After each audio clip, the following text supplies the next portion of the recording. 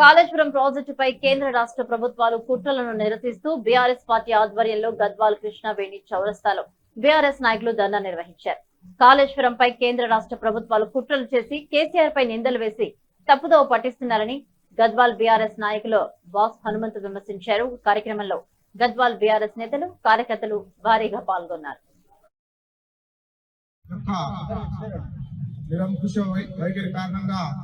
BRS party working president KT Ramarao గారి ఆదేశం మేరకు ఈరోజు గద్వాల్ పట్టణంలో మరియు గద్వాల్ నియోజకవర్గంలో అన్ని మండల కేంద్రాల్లో కూడా బీఆర్ఎస్ పార్టీ నాయకులు, కార్యకర్తలందరూ కూడా పెద్ద ఎత్తున నిరసన కార్యక్రమం చేయడం జరిగింది.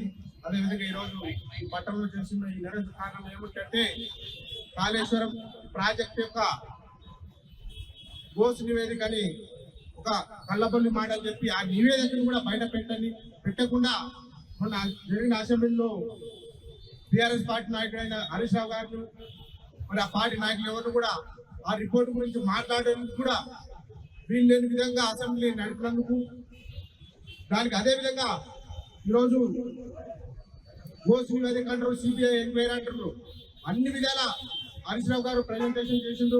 ప్రతి రాష్ట్ర వ్యాప్తంగా కూడా ప్రతి ఒక్క కేంద్రాలు కూడా మేమంతా కూడా ఇస్తాం.